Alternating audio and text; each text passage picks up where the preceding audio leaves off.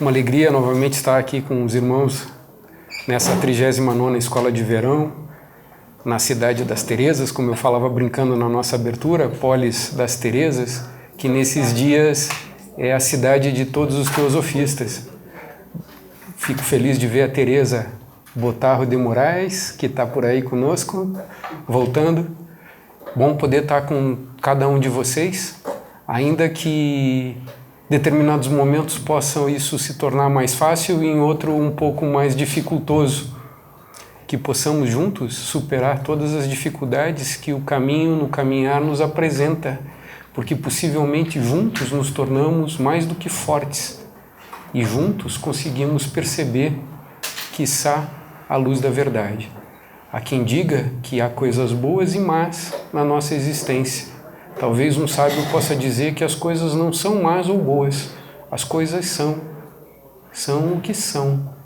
E talvez, sendo o que são, nos permitem olhar além e realizar a nossa natureza divina, não imaginando a possibilidade de chegarmos em algum momento em outro lugar além desse que nós vemos, não em busca de um paraíso que não consegue ou não conseguimos perceber quando aqui nos encontramos. Se nós formos falar um pouquinho de sabedoria popular, Renato Russo, num determinado momento das suas escritas e da sua música, disse que temos que amar a todos agora, porque afinal de contas não há amanhã. E se nós pensarmos bem, talvez não exista mesmo. Para além da dimensão do tempo, do espaço e da ideia de um eu, talvez exista o real. E o que é o real? E como ele pode ser realizado por cada um de nós? O yoga é um caminho que se nos apresenta, talvez de modo trino, construindo o pavimentar da própria senda que leva à autorrealização. E nessa escola de verão nós estamos tendo a possibilidade de fazer justamente uma análise conjunta de uma introdução ao yoga. E estamos a apresentando com os seus diversos segmentos. Ontem, como nós falávamos com a apresentação do que se conhece como Gnana Yoga, ou a Yoga do Conhecimento, hoje com a ideia de um Yoga da devoção ou do amor, o Bhakti Yoga, e nos dias que se seguem a ideia também será apresentar o Yoga da ação e o Yoga que congrega todos eles. Estamos aqui então juntos, no momento em que se lança o livro de Annie Besant, Introdução ao Yoga, curiosamente em português traduzido por Fernando Pessoa, que não se limitou apenas a traduzir A Voz do Silêncio, mas teve a oportunidade de contatar muitos textos teosóficos que, quando a ele chegam, causam uma revolução interna naquele que está tentando entender o mundo. Se diz que, em determinados momentos, as circunstâncias externas nos levam a tentar parar um pouquinho nossa caminhada automática para que tentemos perceber aonde estamos e o que estamos fazendo aqui. Talvez tenha se tornado uma máxima conhecida nos meios dos ocultistas de que nós chegamos à espiritualidade ou tentamos chegar ao que possa ser a espiritualidade pelo amor ou pela dor. Possivelmente muitos de nós, em momentos de dificuldade, de angústia, tentamos sair desta vida de sobrevivência e encontrar um sentido real e efetivo para o que possa ser a vida. Drummond tinha dito que no caminho há muitas pedras. E Annie Besant, numa das suas passagens já de fim de vida, teria dito nas suas memórias que dos bons momentos da vida, talvez ela pudesse dispensá-los todos, mas que os momentos de dificuldade, esses ela não abdicava de nenhum deles, porque esses fomentaram a possibilidade do seu percebimento da realidade. Juntos, nos momentos de agruras e dificuldades, meus caros irmãos, possivelmente nós temos a oportunidade de amadurecer o que seja a fraternidade, transformando ela em algo vivo e não em algo conceitual. Quando essa sociedade foi fundada, se diz que ela surge no mundo no fim do século XIX sob o signo da fraternidade universal. Em alguns momentos das chamadas cartas dos Mahatmas para Simit, um mestre de sabedoria talvez tenha dito que há muito mais nesta sociedade do que nós conseguimos perceber com os nossos olhos físicos. E que talvez, se nós estamos procurando uma erudição, ali a encontraremos. E que talvez, se nós estivermos procurando um fomento intelectual, ali também teremos a oportunidade de encontrar. Mas que talvez, se nós quisermos encontrar e realizar a verdadeira e pura teosofia, e podemos nos questionar se ela existe o que ela é, talvez também possamos encontrá-la. E eles nos dizem que a fraternidade universal, embora não seja um instrumental, é também a possibilidade de conseguirmos compreender a verdade na sua plenitude. Um mestre de sabedoria talvez tenha dito que, com a ajuda daqueles que sabem e podem, quem sabe um dia possamos perceber a teosofia com a claridade de um meio-dia. Não por acaso, no primeiro dia se diz que, quando chega o trabalho da Sociedade Teosófica a cada um de nós aqui no Ocidente, esse trabalho seria realizado e desvelado através daquilo que se chama um Gnana Yoga, um caminho do conhecimento, através de um estudo comparativo, e nós vamos tentando, e somos talvez pródigos em tentar buscar o que possa ser a teosofia num estado comparado, ou num estudo comparativo de filosofia, ciência e religião. Blavatsky nos traz a teosofia e nos diz: nós podemos tentar tocá-la, buscando compreendê-la naquilo que está para além das aparências e dos véus que expressam o que está além de qualquer coisa passível de ser expressada. E tanto ela como num outro momento Krishnamurti, de algum modo, nos advertem dizendo que existe um certo perigo nesse trabalho do Gnana Yoga. Porque num primeiro momento nós começamos a nos aproximar de conceitos bastante abstratos, distantes, longínquos daquilo que nossa capacidade intelectiva consegue alcançar. Mas se nós persistirmos, talvez num outro e num segundo momento, aquilo que não era passível de ser transformado numa imagem mental surge como um clarão na nossa mente. E tal como Arquimedes, existe um momento em que soltamos e dizemos: Eureka! Era isso que eu estava buscando, tentando perceber e não percebia. Num rasgão, de repente, se faz claro aquilo que era apenas palavra. Pelo estudo continuado, pelo estudo que se aprofunda e, eventualmente, por um estudo que continuamente aprofundado junto com nossos irmãos, levamos para a nossa vida cotidiana e percebemos, fazendo correlações com o nosso viver familiar, social, profissional, e conseguimos concatenar conceitos metafísicos e abstratos em experiências empíricas vividas no nosso dia a dia. É nesse momento de vivência no dia a dia que talvez um rasgão possa se fazer percebido. E quando ele se faz percebido é que vem a advertência. Cuidado. Não ache que já chegou. Porque achar que chegou lá é uma limitação que te impede de ir além.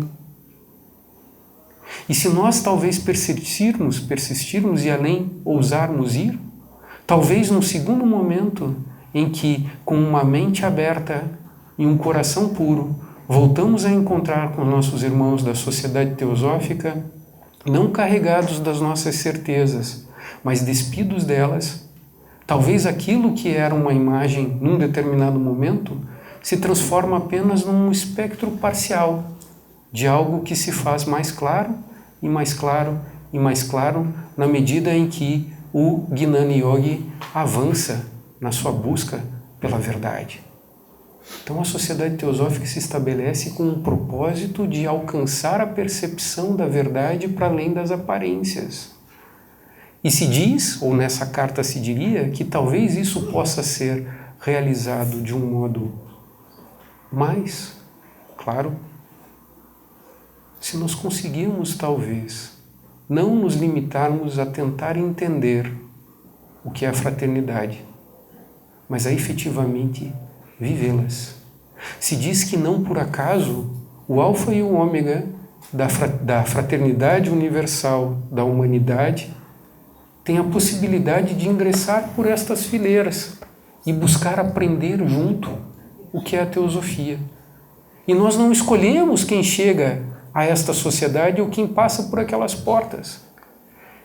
E sem que nós nos demos conta, de repente chegam pessoas que ativam coisas meio esquisitas nas nossas personalidades, que mexem com coisas meio desagradáveis naquilo que nós imaginamos que nós somos, que explicam um pouco nossas certezas e questionam um pouco nossas verdades. Blavatsky, num determinado momento, disse que aqueles que estão tentando compreender o que possa ser a luz da verdade devem conseguir harmonizar suas expressões em torno de um objetivo comum, a percepção do que possa ser o real. Há uma outra máxima que diz que quando juntos estamos, nós somos muito e imensuravelmente maiores, porque nós não estamos numa dimensão quantitativa, mas ilustrativa e metaforicamente nós somos muito maiores do que a soma de cada um de nós. Quando realmente unidos estamos em torno de um ideal comum, de repente talvez possamos perceber mais claramente o que possa ser a teosofia. Então nós temos um caminho de Jnana Yoga a ser percorrido pelo estudante de teosofia. E nós temos talvez um convite para buscar compreender efetivamente o que seja esse Bhakti Yoga, ou o caminho da devoção, ou a yoga do coração, ou o caminho do coração.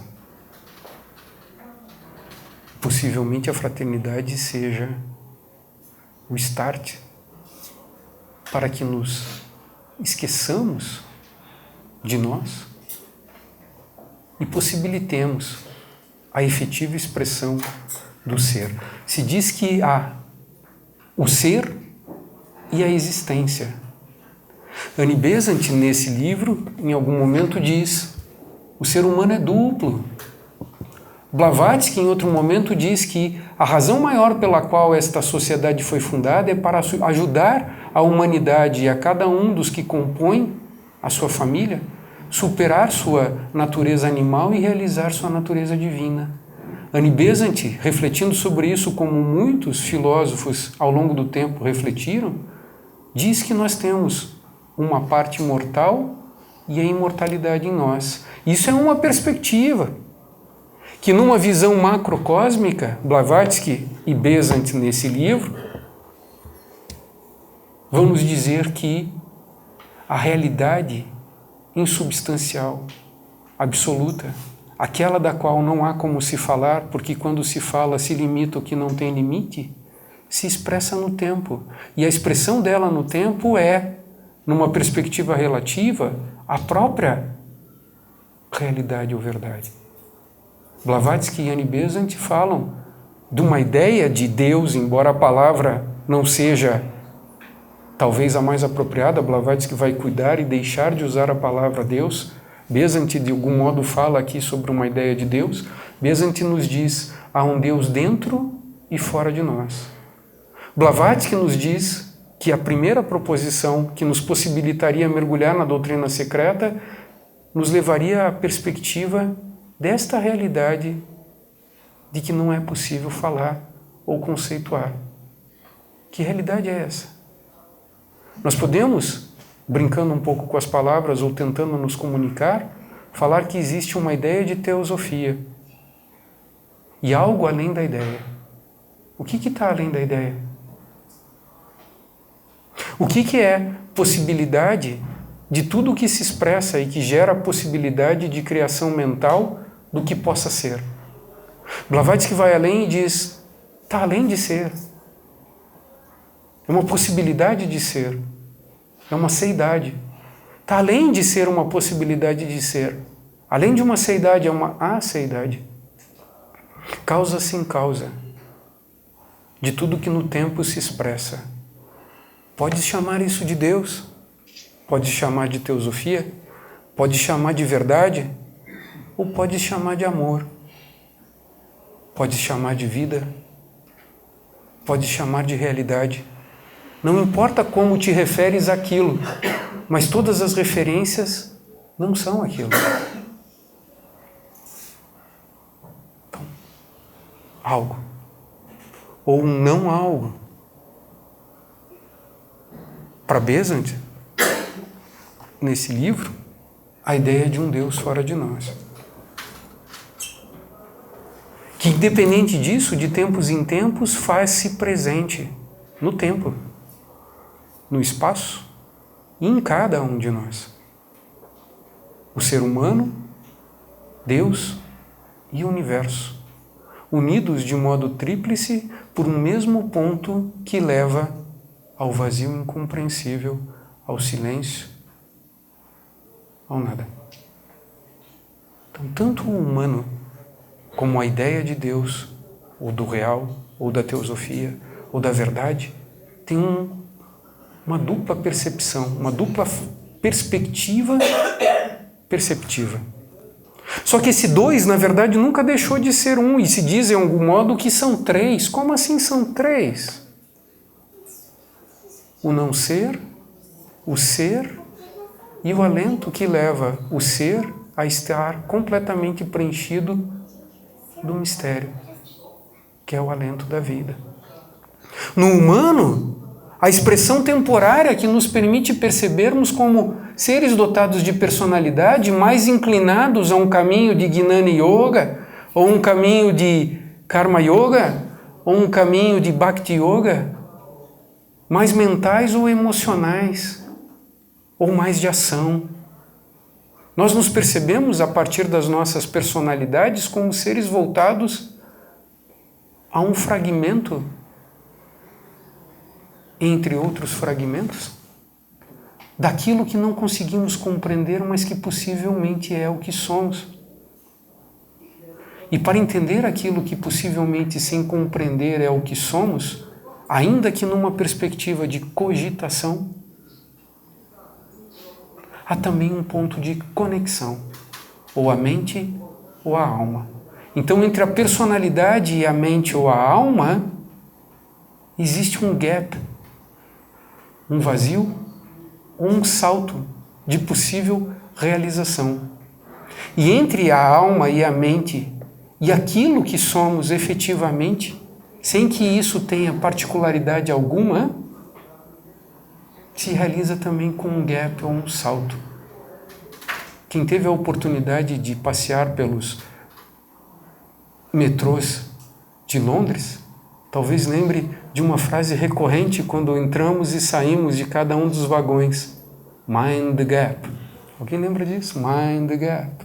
Mind the gap. Tem um vazio. O problema é que às vezes, se nós nos conectamos e tentamos conectar com este vazio, a tentativa de conexão é um impeditivo de sua realização.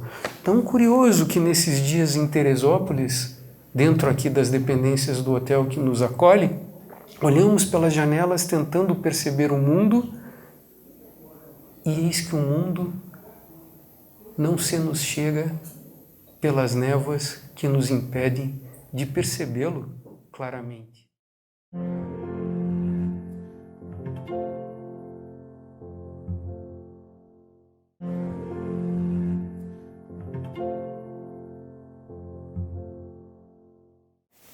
E novamente me referindo ao livro de lançamento que lançado está sendo nessa escola de verão, um dos capítulos a que eu convido os irmãos a voltarem os seus olhos tem por título Névoa, que seria uma tradução da ideia de um Dharma Mega Samadhi.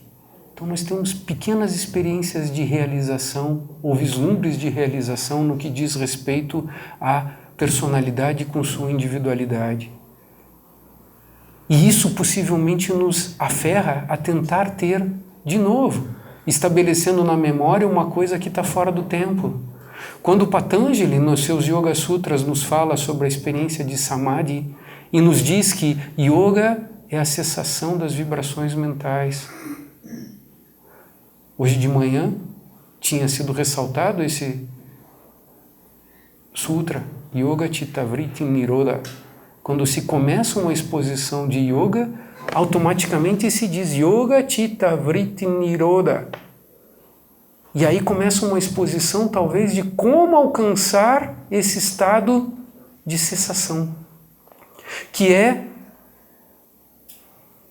impedido de ser realizado pelos nossos fluxos mentais que se estabelecem e se assentam em conhecimento, que Patanjali diz correto ou incorreto, em fantasia e em memória, como experiência que nós continuamos tentando manter viva, não nos permitindo perceber talvez o que Blavatsky nos apresenta como sendo a segunda proposição da doutrina secreta. Algum irmão lembraria quando Blavatsky nos diz que daquela realidade imanifestada surge um ponto de manifestação e existe uma sucessão sem início e sem fim que possibilita manifestações e recolhimentos no que nós tentamos imaginar seja uma dualidade sem perspectiva dual. E no que eu, brincando um pouco com as palavras, diria talvez seja uma trindade que nunca deixou de guardar de modo misterioso a profunda unidade em si. Blavatsky nos diz, existem manifestações ou dias de Brahman, e existem recolhimentos desta manifestação do dia no mistério imperceptível, que nunca deixou de presente sem ser, estar. Existir sem existir, possibilitando que o ser não se amarre nas ilusões que a memória normalmente nos prega, perdendo-se do que é em essência. Então tem uma manifestação. E na manifestação nos identificamos, Patanjali diz, com a própria manifestação daquilo que em sânscrito viria com a palavra asmita. E ao lado de asmita, preso ficamos, cativos, a partir daquilo que seria o dispositor de toda a teoria dos kleshas, ou a ignorância acerca da nossa natureza fundamental. Percebemos a manifestação, nela nos inserimos e nela nos aprisionamos. Patanjali diz, se conseguirmos ir além da experiência, que nos permite conhecimento errôneo, conhecimento correto, inferência, fantasia ou memória, talvez em algum momento, tirando da mente o gap,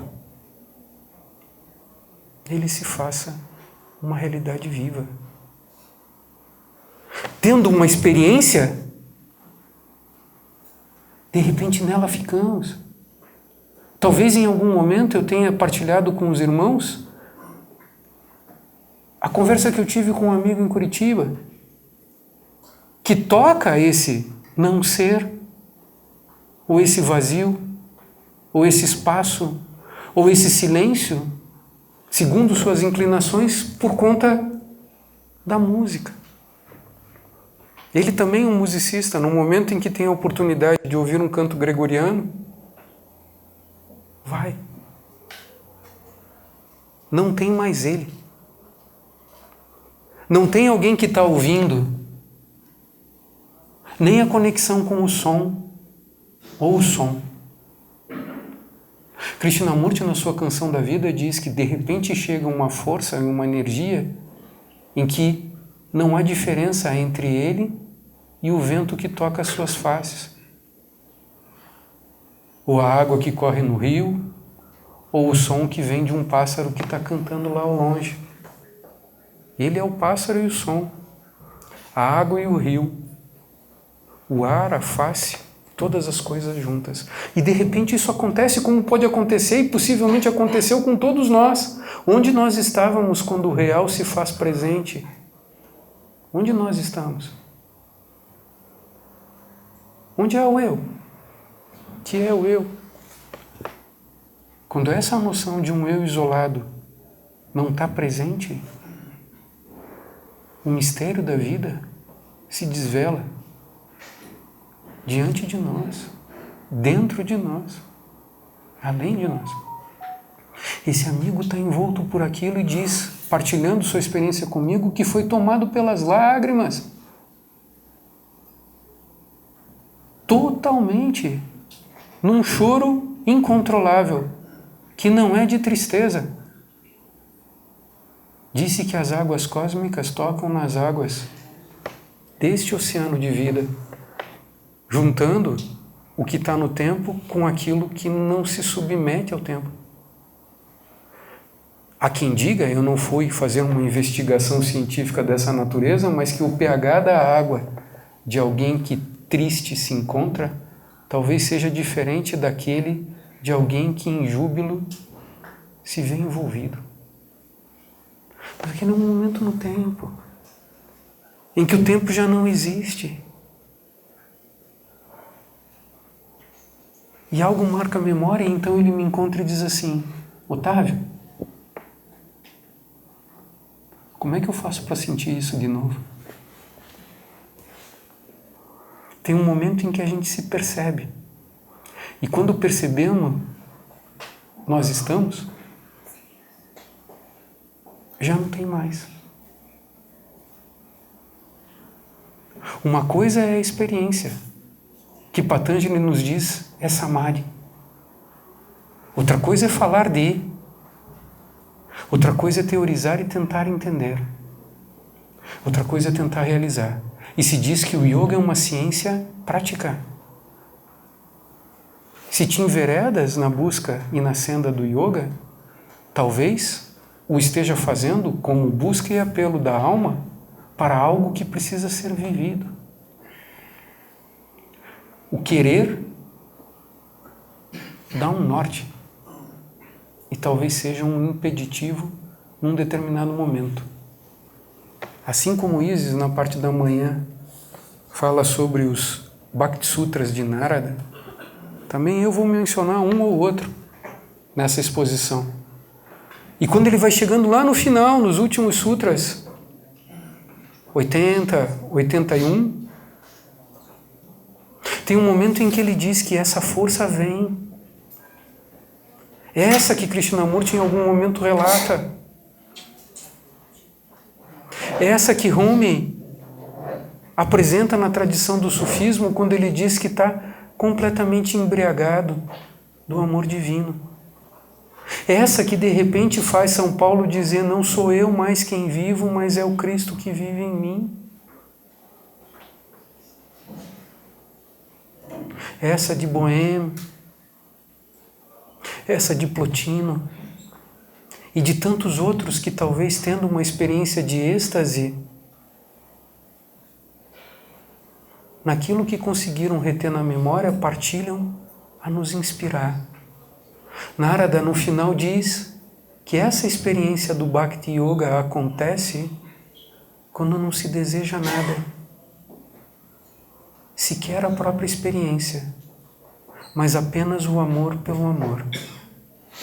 Não há busca de libertação, não há busca de salvação, não há busca de redenção, senão apenas a própria realização do amor pelo amor, da fluência e entrega a Deus pela possibilidade de fazê-lo. Enquanto tem alguém querendo, o querer não permite. E no momento em que nos esquecemos, de repente talvez aconteça. Shankara, quando começa a sua exposição na joia suprema da autorrealização, Vivekachudamani nos diz que isso só pode acontecer agora. Existe uma grande senda de autorrealização. E Patanjali trata dela nos seus Yoga Sutras ou no seu Ashtanga Yoga, com seus 8 passos que aqui foram apresentados. Asanas, antes de asanas, yamas, niyamas, asanas, pranayama, pratyahara, Dharana, Dhyana, Samadhi. Um caminho. Um caminho que se representa como caminho em cada passo que se dá. Uma senda graduada que em outras tradições se apresenta como Lanrim. No budismo da tradição Gelupa, Tsongkhapa, por exemplo.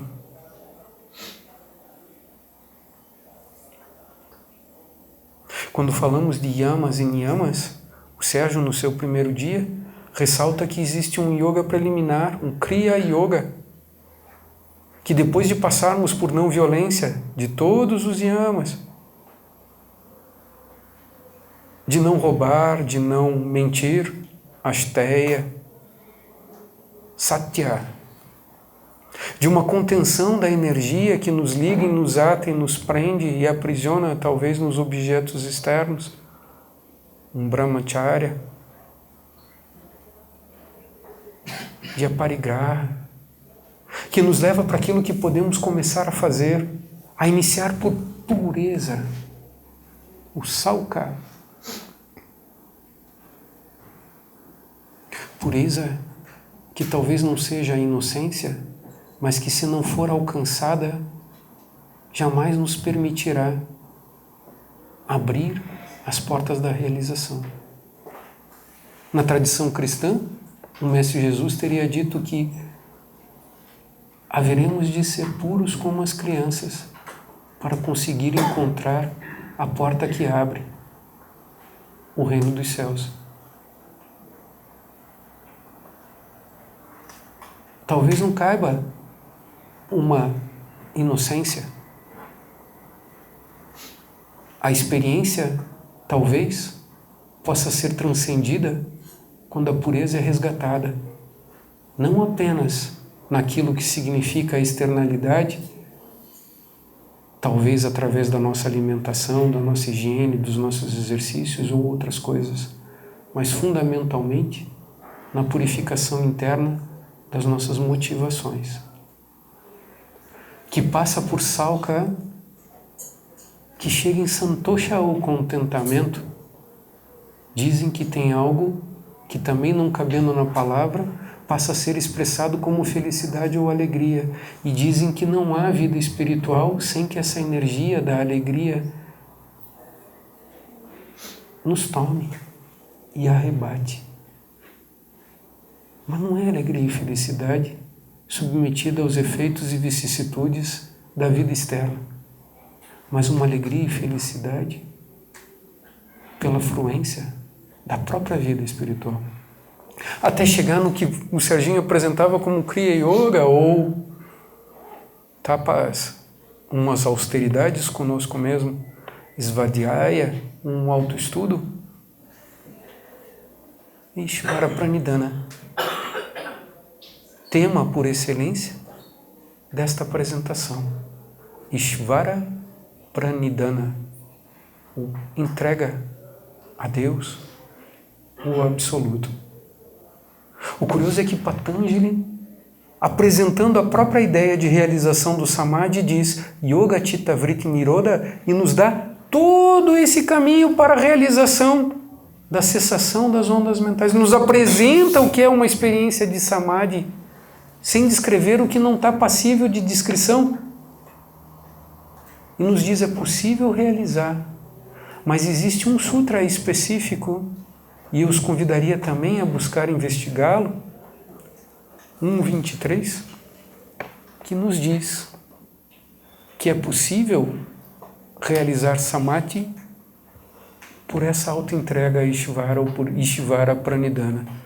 1.23, ele nos diz isso. Nós podemos ir além do conhecimento externo e da cessação das ondas mentais, naquilo que é o caminho da autorrealização, por um outro caminho, o caminho da devoção ou essa yoga do devoto ou do amor, o Bhakti Yoga, Ishvara Pranidhana. Quando se fala de Ishvara Pranidhana, nós podemos imaginar uma devoção a Ishvara. E no primeiro dia havia uma apresentação aqui num dos painéis em que o irmão dizia que talvez exista Saguna e Nirguna. Saguna Brahman e Nirguna Brahman.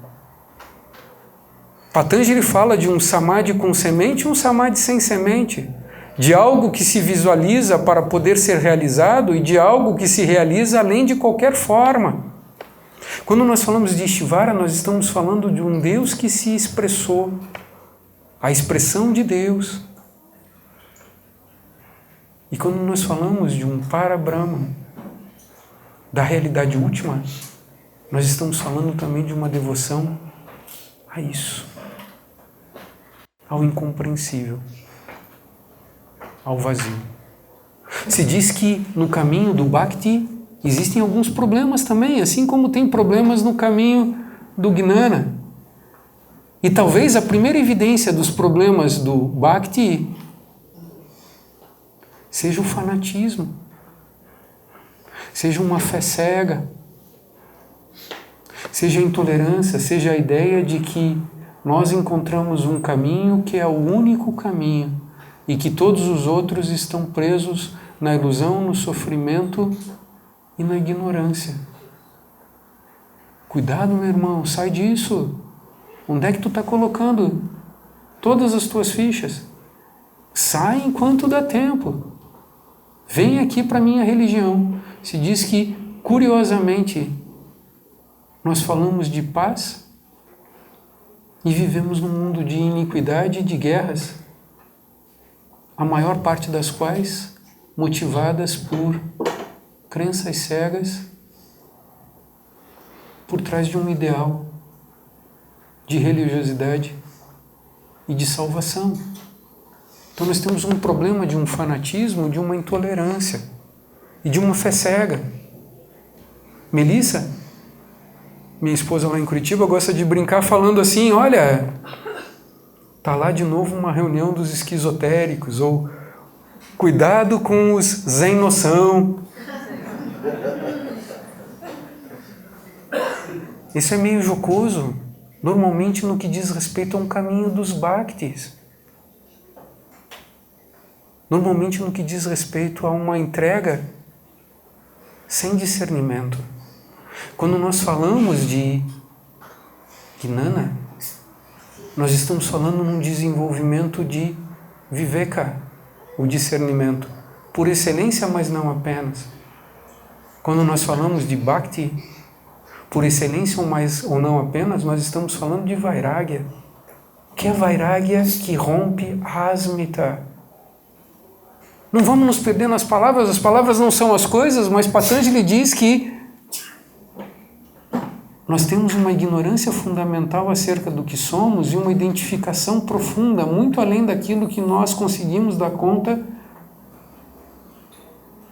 com o falso. Nós nos identificamos com o passageiro e a partir do passageiro nós tentamos encontrar o eterno. Tem uma prece hinduísta que eu me permito partilhar com vocês nesse momento,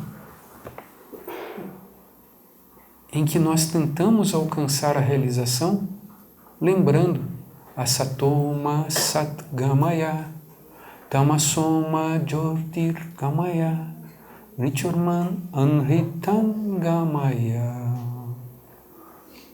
Da ignorância, conduz-me à sabedoria. Das trevas, conduz-me à luz. Da morte, conduz-me à imortalidade. Bhakti é entrega. Entrega do quê? De tudo. Se não tem entrega, não tem autorrealização pelo amor. Como podemos entregar tudo de modo cego? Não o faça. Se não tem entrega, o Vairagya, talvez exista um ideal de realização que só acontece quando não sou mais eu. A passagem cristã famosa, que os irmãos com certeza lembram, é da pessoa que tem a oportunidade de ver o Mestre passando diante de si. E vendo o Mestre passar diante de si, pergunta: o que eu faço para alcançar a vida eterna? E o Mestre lhe diz: guarda os mandamentos, lê e tenta viver em conformidade. E ele teria dito, mas eu já estou fazendo isso e não vi nada, não acontece. Vocês lembram qual é a resposta? Ou o que vem na sequência? Larga tudo e me segue. Vairagya. Bhakti. Isso é um voto de pobreza, é um voto de não existência. Asmita, a identificação fundamental. Vairagya, a entrega.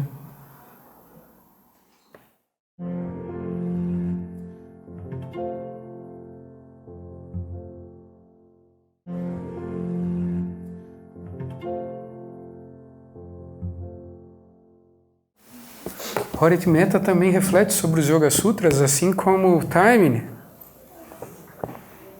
E quando ele passa nesse 1.23, que diz que a autorrealização pelo yoga se faz como possível através da entrega a Deus, ele diz que essa é a senda direta. Isso acontece como possibilidade. E eventualmente acontece trazendo todos os riscos a tanto associados. Mestres de sabedoria diriam, olha, tem um caminho, passo a passo, passo a passo, passo a passo. Existe um caminho de autorrealização direto, só que isso implica em riscos. De se entregar a quem e a quem? Tudo a seu momento e a seu tempo. Patanjali descreve uma possibilidade. Narada nos diz que essa possibilidade se transforma numa vivência plena quando não existe mais motivação pessoal. O curioso é que possivelmente, meus irmãos, e apresentando e falando eventualmente de autores, nós podemos lembrar fundamentalmente do Swami Vivekananda, que escreve sobre o que é a religião e em muitas das suas apresentações nos fala das 4 yogas da autorrealização. Vivekananda, que vem nos apresentar o Vedanta no Ocidente, talvez como uma das primeiras pessoas convidadas pela Sociedade Teosófica, Annie Besant, vai falar no Parlamento das Religiões antes do surgimento da ONU, ainda na época da Liga das Nações, e vai nos trazer com uma excelência uma apresentação do Vedanta. Em algum momento nos fala sobre Bhakti Yoga, Raja, Karma e Gnana Yoga. E ele nos diz que, como as asas de uma ave, Bhakti e Gnana estabelecem um equilíbrio nesse processo de autorrealização. Blavatsky nos diz que o humano é uma junção dessa parte mortal com o imortal, e ela nos diz que o que está ali nos caracterizando como humanos seria o princípio de reflexão humanas. E ela nos diz que possivelmente esse princípio de reflexão humanas normalmente está aprisionado em kama, mas é possível que ele se torne iluminado por Buddhi. E Buddhi, que constrói Buddhimanas ou uma mente iluminada, que produz o que no budismo seria a Bodhicitta, a mente sábia, é a um tempo apresentado como amor, sabedoria. A diferença. O que é o amor? O que é a sabedoria? O que é a teosofia? Uma das coisas mais lindas desta sociedade. E que a ela me atraiu, e não só atraiu como mantém, é a possibilidade de aprendermos juntos. Então talvez não seja possível ensinar o que é o amor, é possível ensinar como se ama. Não me lembro quem é a poeta aqui no Brasil, vai falar que amar é um verbo intransitivo, amar se aprende amando. Não dá pra gente ensinar, mas a gente pode aprender juntos. E isso talvez seja uma das coisas mais lindas que essa sociedade nos propicia. Aprendemos juntos como? Vivendo a teosofia e a fraternidade. Um outro amigo me disse, está tentando entender o que é a teosofia? Os livros nos indicam, mas você só vai encontrá-la quando começar a viver e a servir. É servindo, e aí nós trazemos o Karma Yoga, que nós aprendemos o que é a teosofia. Talvez o Bhagavad Gita nos seja a apresentação por excelência do chamado Karma Yoga. Esse Bhakti Sutra de Narada nos diz, existe um caminho de amor. E Patanjali, talvez, nessa conjugação do Raja Yoga, também vai nos apresentando o Gnana. Mas eles se fazem em conjunto. Se nós vamos apenas pela mente, talvez nós tenhamos uma frieza. E se diz que o espiritualista precisa ser frio. Se diz que o mérito da atuação de um advogado é a possibilidade de que ele tenha de analisar um problema que lhe é levado de modo desapaixonado. Sem a angústia de estar inserido no problema, talvez nós tenhamos uma certa distância que nos permite perceber o que pode ser feito. Se diz que um espiritualista precisa ser frio, mas não indiferente. Se nós vamos apenas por um caminho de mente, talvez a gente não vá além do acúmulo de informação, que gera conhecimento, mas não produz sabedoria. E se a gente vai para o caminho dito emocional ou do amor, nós estamos naquele risco. Num risco de entrega aqui. Esse momento de clarão se faz com um espanto e um estranhamento. Aristóteles, quando fala de Pitágoras, diz que Pitágoras tinha uma certeza na sua visão matemática acerca de uma determinada visão dos triângulos. E essa certeza cai gerando um espanto enorme quando ele descobre e vê que o quadrado da hipotenusa é igual à soma dos catetos. Isso que parece uma lembrança de memória numa fórmula que nós em algum dia vimos na escola, para Pitágoras chega quando ele está percebendo o mundo. E para ele esse estranhamento gera uma percepção tão clara que seria um espanto tão maior se em algum momento ele achasse que já não dava mais aquela resposta. Esse tem uma entrega completa em que não é mais ele. Se a gente for para um outro lado de uma entrega que gera algo de não percepção com discernimento, a gente pode dar um pequeno exemplo e rápido do que Hannah Arendt relata do que foi a ela a oportunidade de acompanhar o julgamento de uma das pessoas que respondia por crimes de guerra no nazismo. Eichmann. Todo mundo esperava um monstro, todo mundo esperava uma pessoa horrorosa. E quando ele foi lá falar, ele estava dizendo que ele estava fazendo o que esperavam que ele fizesse. Ele dizia que ele nem sabia que ele estava mandando os judeus para a câmara de gás. Se eu faz isso, estou fazendo.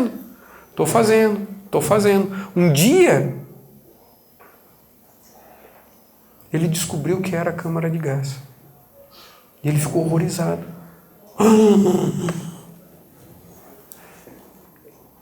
Mas mandaram ele fazer, ele continuou fazendo.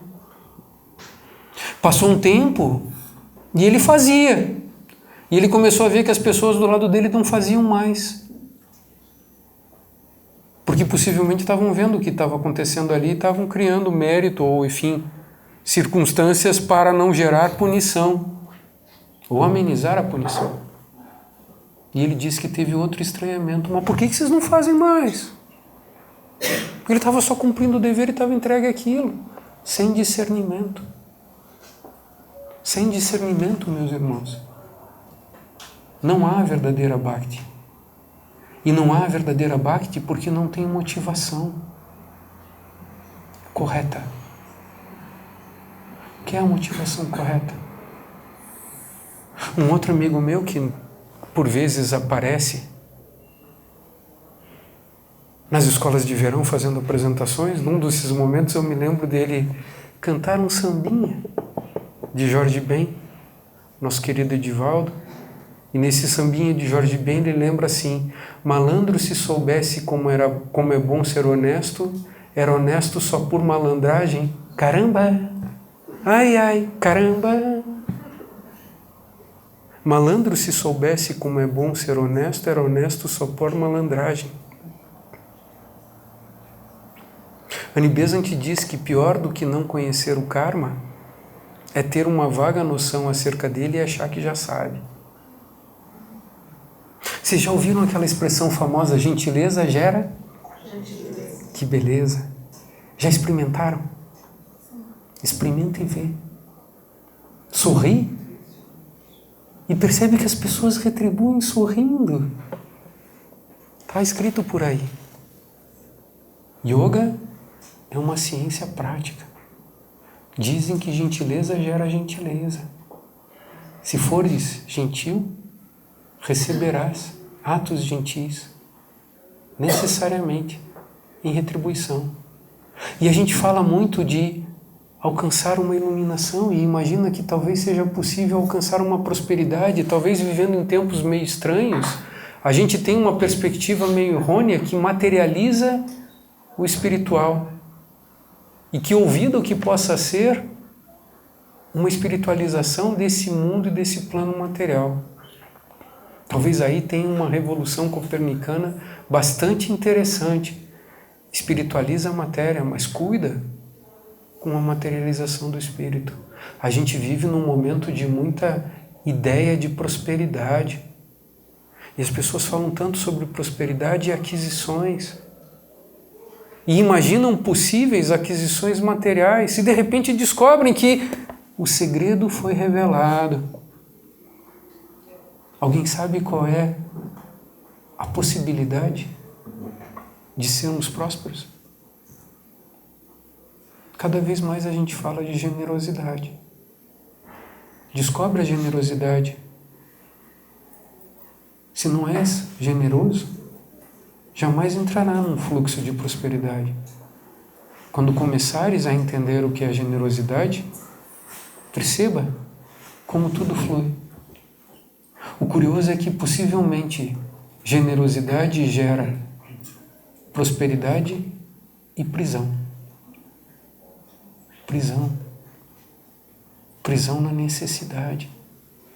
Os budistas dizem que a tônica da compaixão pode ser exercitada quando nós percebemos que o que mais sofre não é quantitativo também, mas o que mais sofre é o que nesse momento frui do que ele imagina seja a felicidade. Porque sabe o que vai acontecer no momento seguinte? Vai acabar.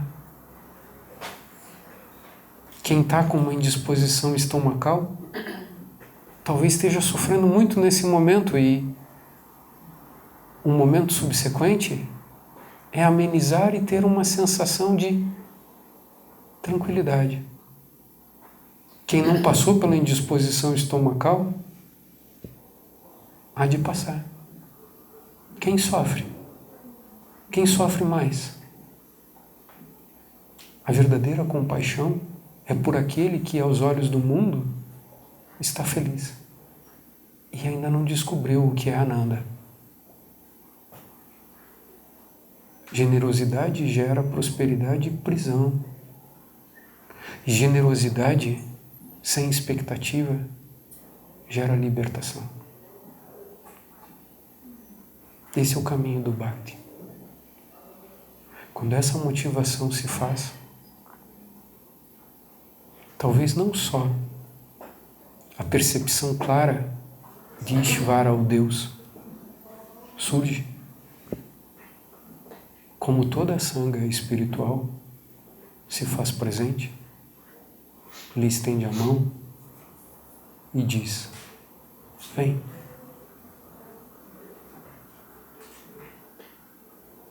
Da ignorância à sabedoria, das trevas à luz, da morte à imortalidade. Falar de Bhakti é falar de um caminho com o coração. Falar de yoga é falar de realização, de união, em muitos níveis. No nível daquele que entrega a alma, da alma que entrega ao espírito, do espírito que entrega aquele que não é, e que possibilita que tudo no tempo seja e se desfaça. Seja e se desfaça. Seja e se desfaça. Sem dualidade. O mistério do uno e do múltiplo nos apresenta não apenas a ideia de Deus, mas a possibilidade da realização de Deus em nós e fora de nós. Do humano que, embora no tempo, a ele não está preso. E embora não estando preso, estando no tempo, não ouvida aquilo que lhe cabe. Quando se brinca falando dos esquizotéricos ou dos sem noções, às vezes eu vejo até um pouquinho umas pessoas brincando, tá vindo lá a turma da gratidão. Como tem a turma da gratidão, gratidão. Narada, na apresentação dos seus sutras Bhakti, em um momento diz, a devoção não é um caminho para aquele que deixa de cumprir com as suas obrigações. É cumprindo as nossas obrigações familiares, sociais, profissionais, que nós, embora atento a nós, nos esquecemos de nós e entregamos tudo o que fazemos àquele que realmente é. Há uma passagem cristã tão linda que diz: ninguém chega ao Pai senão através de mim. Esse mim é a alma que nos leva além. É o Cristo e o Buda em nós, que tem a ver com esse larga tudo e me segue completamente. Vives, mas não seja do mundo. Não foge do mundo. Luz no caminho, passando e ressaltando essas passagens de Narada, nas suas primeiras regras, Luz no Caminho chega dizendo assim, essas regras foram escritas para todos os discípulos, segue-as. Segue-as. E de repente surge uma dizendo assim, olha, mata a vontade de viver, mata o desejo de conforto, e depois ela diz assim, vive como se fosse o maior dos ambiciosos. O caminho do Bhakti é o caminho daquele que encontra a vida e vive, e não se fecha para o viver. Quando nós dizíamos no início dessa exposição que o caminho para a espiritualidade normalmente se faz pelo amor ou pela dor, talvez nos faça perceber que muitos irmãos que chegam com as pontadas da vida, com a vida em angústia,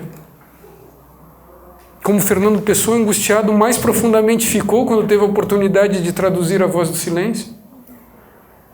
Vem sua vida assim agitada como aquele brinquedinho. Está quase como a nossa escola de verão aqui em Teresópolis, nevado. Vocês têm aquela visão de um brinquedinho que chacoalha, mexe toda aquela neve. Nossa vida está assim. E quando a nossa vida está assim, toda balburdeada, de repente a gente lembra que tem alguma coisa e vai atrás e busca. Mas sabe o que vai acontecer depois de toda aquela balbúrdia? Ele se assenta. E quando ele se assenta, de repente a gente sai e volta para a vida porque a gente esquece. E depois de novo a gente vai passar por toda a tônica do karma. Um momento de infelicidade vai gerar um momento de felicidade. No momento de felicidade talvez a gente não esteja tão imbuído da autorrealização. E depois vai vir outro, e depois vai vir outro, e depois vai vir outro. A busca pela autorrealização deveria ser qual? Assim foi apresentado metaforicamente num determinado momento. Alguém que tendo sua cabeça presa dentro de um tanque de água, busca incessantemente a possibilidade de voltar a respirar. Larga tudo e me segue. Se não tem isso, essa energia, talvez existam interesses pessoais. E esses interesses pessoais, quando vão sendo sutilizados, como o próprio amor sutilizado é, a partir das nossas próprias relações, até que encontra não só o Deus manifestado, mas o próprio sumo, um mistério, talvez ela possa chegar no agora. É curioso quando Patanjali fala, entre outras coisas, de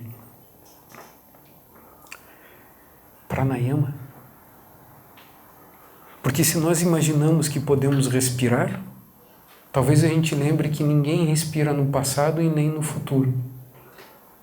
A gente só respira no agora.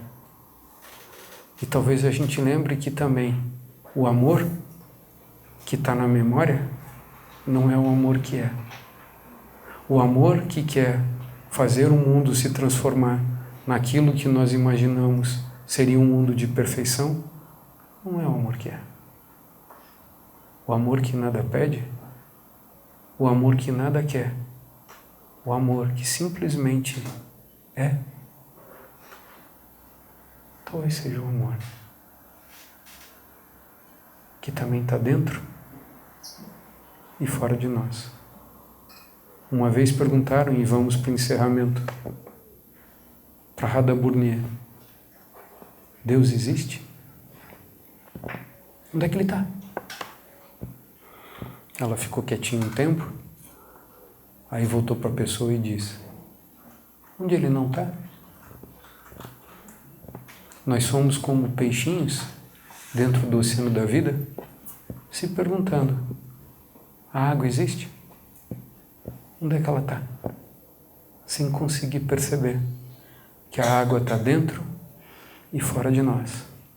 E que nós somos não apenas completamente embebidos dela e dessa energia de Deus, mas somos a própria unidade da vida no agora. Rumi teria dito num determinado momento: